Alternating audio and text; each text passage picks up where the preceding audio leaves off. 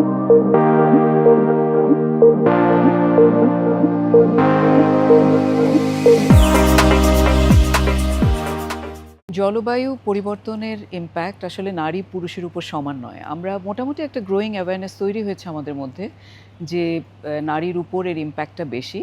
তো আমরা জিসিএ অর্থাৎ জেন্ডার রেসপন্সিভ কোস্টাল অ্যাডাপ্টেশন নামে একটা প্রকল্প আমরা এখানে ইমপ্লিমেন্ট করেছি আমাদের কোস্টাল বেল্টে, সাতক্ষীরা এবং খুলনায়।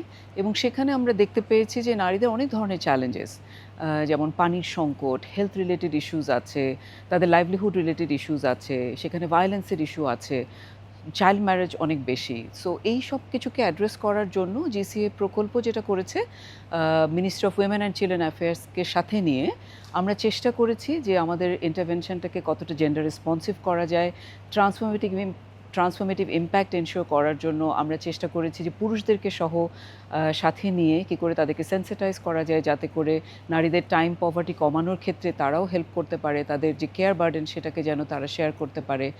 এমনি আরও অনেকগুলো কাজ আমরা গ্রাসরুট লেভেলে করেছি। যতটুকু যা আমাদের পলিসি আছে সেটাকে যদি আমরা ভালোভাবে ইমপ্লিমেন্ট করতে পারি, মিনিস্ট্রিগুলোর মধ্যে যদি কোঅর্ডিনেশনটা আমরা বাড়াতে পারি, তাহলে কিন্তু যতটুকু রিসোর্স আমাদের আছে, যা কিছু আমাদের পলিসি লেভেলে আছে, সেটাকে আমরা আরও ভালোভাবে ইমপ্লিমেন্ট করলে এই জায়গাটাতে সমাধানের জায়গায় আরও অনেক বেশি কন্ট্রিবিউট করা যাবে।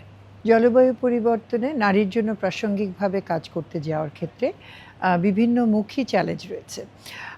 আমাদেরকে মনে রাখতে হবে যে যখন আমরা প্রথম কমিউনিটি বেসড অ্যাডাপ্টেশন শুরু করেছিলাম 2000-এর প্রথমে, তার থেকে এখন আমাদের সক্ষমতা, আমাদের স্বপ্নের মাত্রা পরিবর্তিত হয়েছে এবং সেই সাপেক্ষেই আমাদেরকে অ্যাক্ট করতে হবে।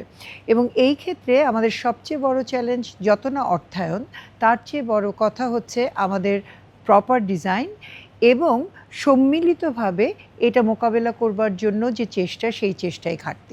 জলবায়ু পরিবর্তনে নারীর জন্য প্রাসঙ্গিকভাবে কাজ করতে গেলে জলবায়ু পরিবর্তন মোকাবেলা করবার জন্য কৌশল, এইটা যেমন গুরুত্বপূর্ণ দেশের মধ্যে এবং দেশের বাইরে থেকে, ঠিক তেমনিভাবে নারীর জন্য আমার উন্নয়ন অর্থনীতির পরিক্রমায় তার স্বপ্নটাকে এখানে কিভাবে দেখব, তার জন্য যথেষ্ট অর্থায়ন করা, এটাও খুব গুরুত্বপূর্ণ।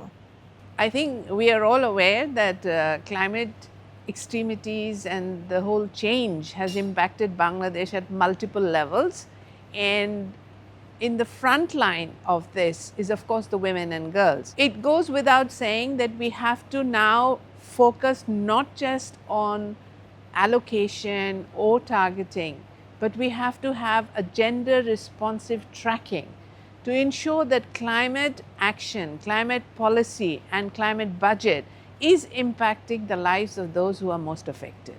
We have seen that we have policies in Bangladesh.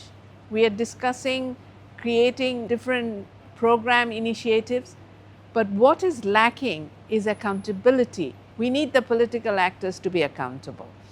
We need decentralized financing, and we have to involve the women and the community in the design, in the implementation, and to hold us all accountable.